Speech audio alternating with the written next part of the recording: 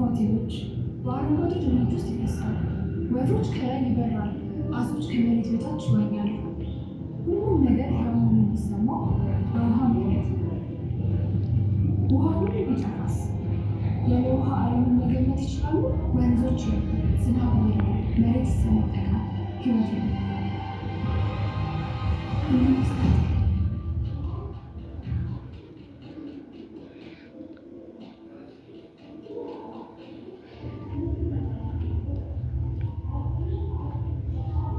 ይህ የሳይንስ ልቦለድ አይደለም። በአንድ ወቅት አስቀድሞ የሚሆነው ነገር ግን ይህ ስለ ውሃ መጥፋት ብቻ አይደለም። ስለ ዓለም ሚዛን መርቀት፣ የጥንት አሰራሮች መገለጥ፣ በአንድ ወቅት ሕይወትን አንድ አድርጎ ይዞ የነበረ ነገር መበላሸት። ውሃ ሲጠፋ ወንዞቹን ብቻ አያደርግም። የምናውቀውን ሁሉ ከስር መሰረቱ ያጠፋል። እጽዋት ይጠወልጋሉ፣ ሰብሎች ይደርቃሉ፣ ከተሞች ይጣበቃሉ። ውሃ ማለቂያ እንደሌለው አድርጎ የሚያስተናግድ ስልጣኔ ገንብተናል። የበለጠ እንገነባለን፣ የበለጠ እንበላለን፣ የበለጠ እናባክናለን እና አሁን የዘረጋናቸው የራሳቸው ስርዓቶች በዚያ ቅዠት ጫና ስር ሲወድቁ እየተመለከቱ ነው።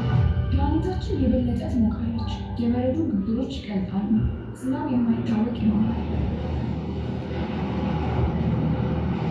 ጎርፍ ያለ ማስጠንቀቂያ ይመጣል። ድርቅ ከመቼውም ጊዜ በላይ ይቆያል።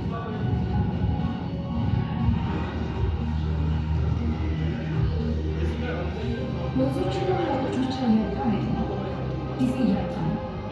እና በጣም አደገኛው ነገር ይህ ቀውስ አይጮህም፣ ይንሾካሾካል። ወደኋላ መመለስ በጣም እስኪመጣ ድረስ በጸጥታ ወደ ውስጥ ይቆያል። እና እኛስ ፕላኔታችንን ለማጥፋት የምንችለው እኛ ብቻ ነን። እና እሱን ለማዳን ኃይል ያለው ብቸኛው እኛ ነን።